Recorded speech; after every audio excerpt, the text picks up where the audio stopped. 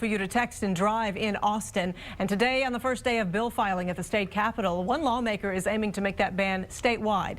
But this is the bill's second time around. Last legislative session, the governor vetoed it. KXAN's political reporter Josh Hinkle tells us if that will happen again. Teaching tools you won't forget. What was once a teenager's truck. When I walk in, they all look up and start crying even more. A family missing their loved one. I don't have my sister anymore. And the cell phone that killed a high school senior 3 years ago. They found the floorboard of the truck on the driver's side. During that time, Jeannie Brown and her family have traveled the state to high schools like this one in Dripping Springs to share the dangers of texting while driving. I know some kids will walk away going, no, it's not going to happen to me, because our daughter did that. Our daughter, 17-year-old daughter, Alex Brown, rolled her truck because she was texting 4 friends on the way to school. Last legislative session, Brown Brown tried to teach that lesson to lawmakers.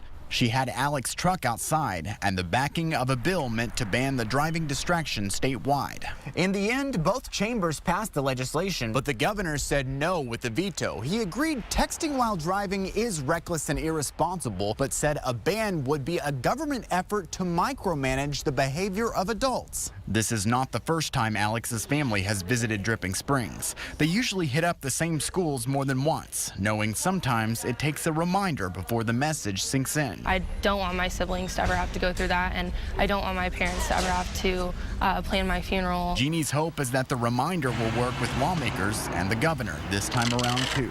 Your life can never be replaced. You're one of a kind and you're special. And the choices that you make can affect so many people. Josh Hinkle, KXAN News. Now, the bill filed by Midland State Representative Tom Craddick has some exceptions for drivers. You would still be able to dial a phone number on your cell phone, use your GPS system, or use a hands-free device. The state already bans texting in school zones, and state law also bans drivers under the age of 18 from texting from behind the wheel. Craddick's office says around 25 Texas cities, including Austin, have laws to ban texting while driving. He also says 39 other states and the District of Columbia have the ban in place.